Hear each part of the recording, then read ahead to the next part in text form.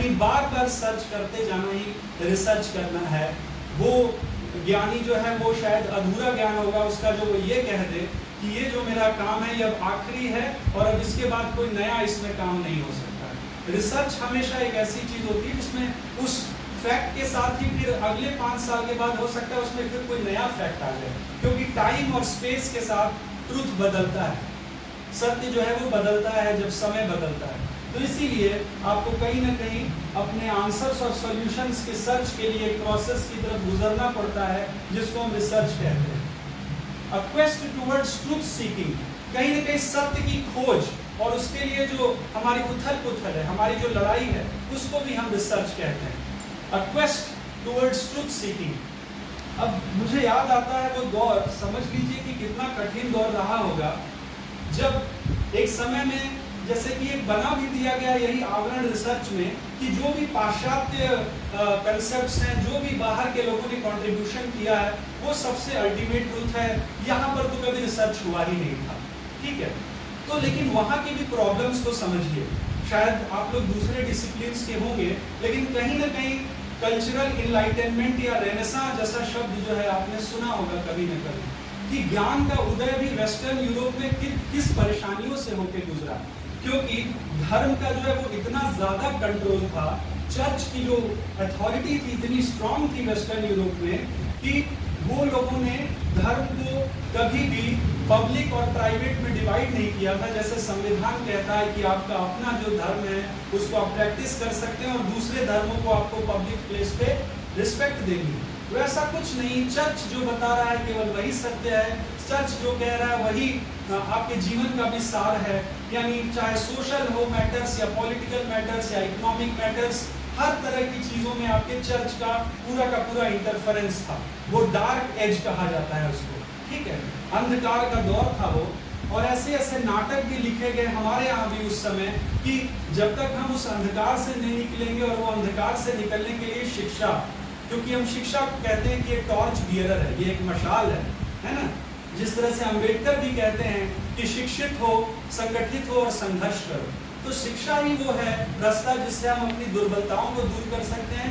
शिक्षा ही वो रास्ता है जिससे हम नए ज्ञान का सृजन कर सकते हैं। इस सेंस में अगर हम देखें तो ट्रुथ तक पहुंचना बहुत जरूरी है, और ट्रुथ तक पहुंचना इतना आसान नहीं है, क्योंकि उस समय भी ऐसी शक्तियां बैठी थी जो ट्रुथ को नहीं सामने ले आना चाह रही थी, क्योंकि उनका कहना था कि जो धर्म के जरिए सत्य दिखाया जाएगा वही असली सत्य, ठीक है। और इस सेंस में अगर आप देखें तो कोपरनिकस और गैलीलियो, दोनों का आपने शायद नाम सुना होगा, दोनों ने एक बात रखी कि ये जो जियोसेंट्रिक थ्योरी है ये सही सत्य नहीं है, हीलियोसेंट्रिक सत्य है। यानी सन जो है वो सेंटर में रहता है, अर्थ रिवॉल्व करता है उसके इर्द गिर्द। पहले ये सोचा जाता था कि सन रिवॉल्व करता है अर्थ के इर्द गिर्द और इसलिए दिन रात होती है। और सोचिए कि उस समय के लोगों ने जब ये सत्य बोला तो उनको क्या क्या फेस करना पड़ा। उनको पब्लिक ट्रायल्स हुए, उनके ऊपर मुकदमे दर्ज हुए, उनको जेल जाना पड़ा, और सबसे बड़ी बात है कि कईयों को तो जहर के प्याले पिलाए गए, कईयों को फांसी चढ़ा दी गई। किसी में कोपरनिकस जो थे वो तो बेचारे अपनी बुक के पब्लिश होने तक मर चुके थे, उनकी डेथ हो गई, वो नहीं देख पाए अपनी सक्सेस को। गैलीलियो थोड़े भाग्यशाली थे कि उनको बाद में रिस्पेक्ट मिली, लेकिन गैलीलियो ने भी वही बात कही थी जो कोपरनिकस ने कही थी, लेकिन दोनों को वही फेस करना पड़ा। लगातार जो सत्ता है उसका दमन, सत्ता जो है हमेशा उस सच को सामने नहीं ले आना चाहती थी।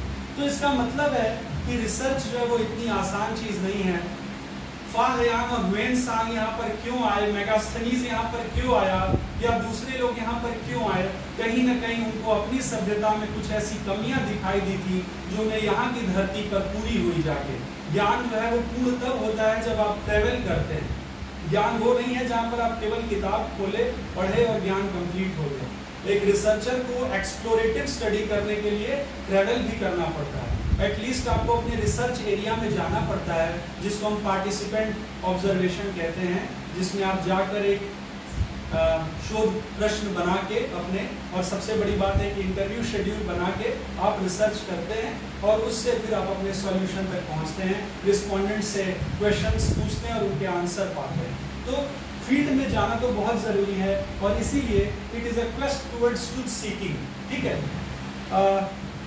एक निदा फाजली साहब थे। निदा फाजली साहब ने कहा कि हर आदमी में होते हैं 10-20 आदमी, जिसको भी देखिए बार बार देखिए। इसका मतलब एक्सप्लोरेटरी स्टडी, आपको कहीं ना कहीं हर इंसान के भीतर या उससे बार बार प्रश्न पूछना पड़ेगा, क्योंकि यही पोस्ट मॉडर्निटी है। हम आज के समय में सत्य को ये नहीं कह सकते कि यही यूनिवर्सल है, हर किसी का अपना सच हो सकता है, और इसीलिए रिसर्च में जब हम एक्सप्लोर करते हैं तो हम सच तक पहुंचते हैं। पोस्ट मॉडर्निटी कहती है कि सच यूनिवर्सल नहीं होता है, बल्कि डिफरेंस को भी एक्सेप्ट करना चाहिए। केवल स्त्री पुरुष नहीं, हो सकता है कि दूसरे भी जेंडर हो समाज में। तो आपको केवल बाइनरी में एग्जिस्ट नहीं करना है, आपको नए नए सच को देखना, खोजना बहुत ज़रूरी है। और इस सेंस में हम देखते हैं कि कहीं ना कहीं इसीलिए हम लिखते हैं कि it is a process for new knowledge creation. नए नॉलेज के क्रिएशन के लिए ही हम रिसर्च करते हैं। चाहे वो नया नॉलेज जो है वो रेनेसां के समय आया, जब चर्च का आधिपत्य खत्म हुआ और ये कहा गया कि नहीं, रैशनैलिटी होगी समाज में, तर्क जो है, तर्क और लॉजिक, ये होगा नया सच, जहाँ पर आप तर्क और लॉजिक के जरिए किसी चीज को देखेंगे, परखेंगे, इसलिए नहीं कि वो कोई परलौकिक या इहलौकिकवाद जैसी चीज है जिसको आपको मान लेना है। ठीक है, जैसे कि एक राज्य की थ्योरी ही है पॉलिटिकल साइंस में, किंगशिप थ्योरी ऑफ स्टेट, जिसमें राजा ने ये कह दिया कि मैं जो है वो भगवान का दूत हूँ, इसलिए तुम मुझे क्वेश्चन नहीं कर सकते। ठीक है, अगर आप राजा को प्रश्न करते हैं तो इसका मतलब आप उस दैवीय शक्ति को प्रश्न कर रहे हैं। तो इस तरीके से एक ऐसा महिमा मंडित समाज वहाँ भी बनाया गया था। ठीक है, लेकिन उसको तोड़ा यहाँ के, वहाँ के वैज्ञानिकों और दार्शनिकों ने, साइंस ने, रैशनैलिटी ने। तो इस तरीके से देखिए, तो इसीलिए रिसर्च को हम कहते हैं कि it has to fill the gap between old and new facts. हम रिसर्च इसलिए भी करते हैं कि पुरानी खोज और नई खोज के बीच का जो गैप है उसको हम भर सकें। कोई रिसर्च 1950 में किया गया था, जैसे सोशियोलॉजी में कई लोग हैं, हमारे सीनियर बड़े भाई बैठे हुए हैं यहाँ पर, ये M.N. श्रीनिवास हैं, श्यामाचरण दुबे हैं, उन लोगों का रिसर्च कितना पहले का, लेकिन वो रिसर्च रेलेवेंट तब कहा जाएगा जब वो लगातार एक टाइम पीरियड के साथ भी वही रहे। लेकिन ऐसा तो नहीं हो सकता, समय के साथ साथ नए तरीके के फैक्ट्स आते हैं, नए तरीके की चीज़ें सामने आती है, और इसीलिए वो लोग भी अपने पूरे जीवन काल में बार बार रिसर्च करते रहे। जैसे M.N. श्रीनिवास ने पहले संस्कृतिकरण की थ्योरी दी, लेकिन बाद में डोमिनेंट कास्ट की थ्योरी दी। ठीक है, उन्होंने कहा पहले धर्म के आधार पर उन्होंने ये प्रभुत्व को समझा, लेकिन बाद में उन्होंने डोमिनेंट कास्ट का कॉन्सेप्ट लिया और उन्होंने कहा कि नहीं, न्यूमेरिकल स्ट्रेंथ और पॉलिटिकल कॉन्टैक्ट जो है वो किसी को डोमिनेंट बनाते हैं किसी एरिया में, और एजुकेशन। तो इस सेंस में हम देखें तो रिसर्च जो है वो लगातार एक्सप्लोर करने की चीज़ है। आपको हमेशा संतुष्ट नहीं हो जाना है, आपको हमेशा नए ज्ञान के सृजन के लिए बार बार अपने आप से लड़ाई करनी होगी, समाज से लड़ाई करनी होगी, और तब हर बार नया सच सामने आएगा। इसलिए ये भी एक इम्पॉर्टेंट इसमें पॉइंट है। और अगर हम देखें तो आप सब जानते हैं कि रिसर्च में हम कहीं ना कहीं दोनों तरह के रिसोर्सेज का खूब इस्तेमाल करते हैं, यानी रिसर्च एक ब्लेंड है जिसमें हम दोनों तरह के रिसोर्सेज का यूज करते हैं, प्राइमरी और सेकेंडरी डेटा। प्राइमरी प्राथमिकी स्रोत और द्वितीयक स्रोत दोनों का हम इस्तेमाल करते हैं। प्राथमिकी स्रोत वो हो गए जो आप खुद एक रिसर्चर के बतौर, एक इन्वेस्टिगेटर के बतौर जाकर अपने फील्ड सेटिंग में आप जाते हैं, चाहे वो फील्ड सेटिंग काशी विद्यापीठ ब्लॉक हो, चाहे वो फील्ड सेटिंग जो है वो आपका पिंडरा क्षेत्र हो या कोई भी हो, जैसी आपकी स्टडी उस तरीके का फील्ड एरिया। लेकिन पार्टिसिपेंट ऑब्जर्वेशन जब आप करते हैं, सामूहिक अवलोकन करते हैं, उसमें सहभागी अवलोकन करते हैं, तब आपको माना जाता है कि आपका प्राइमरी डेटा है। आप रिस्पोंडेंट से बातचीत करते हैं, वो रिस्पोंडेंट्स जिनको हम उत्तरदाता कहते हैं, उनसे हम प्रश्न पूछते हैं, उनसे हमें आंसर्स मिलते हैं और हमारा रिसर्च आगे बढ़ता है। उसी तरह से सेकेंडरी सोर्सेज भी इंपॉर्टेंट है, वो सारे पब्लिश्ड या अनपब्लिश्ड सोर्सेज जो कि आपके लिए एक पॉइंट हो सकते हैं रिसर्च के लिए। तो इसलिए ये अगर देखें तो रिसर्च का एक इंट्रोडक्टरी पार्ट है।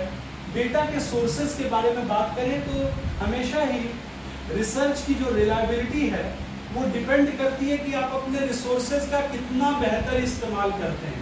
लिखा ही हुआ है कि reliability of research depends on using best resources in the most rationalised manner. आप तर्क की क्षमता से, आप अपने लॉजिक की क्षमता से जो सबसे अच्छा विकल्प है उसको चुने और फिर रिसर्च में आगे बढ़ें, यानी वो प्राइमरी सोर्सेज हो या सेकेंडरी सोर्सेज हो। अब जैसे लिटरेचर का एरिया है, हिंदी लिटरेचर, इंग्लिश लिटरेचर या हिस्ट्री, डेटा के सोर्सेज बदल सकते हैं सब्जेक्ट में अलग अलग। जैसे हिस्ट्री में जो आर्कियोलॉजिकल एविडेंसेस होते हैं, जैसे जो पॉइंट्स होते हैं, जो मूर्तियां होती हैं, वो प्राइमरी डेटा का काम करती है। लेकिन हम लोग जब रिसर्च करते हैं सोशल साइंसेज में, खासतौर से सोशियोलॉजी या पॉलिटिकल साइंस या सोशियोलॉजी या लॉ जो है वो प्राइमरी सोर्सेज मानता है, वो सोर्सेज जो रिस्पोंडेंट्स के साथ वो बातचीत करके जुटाता है।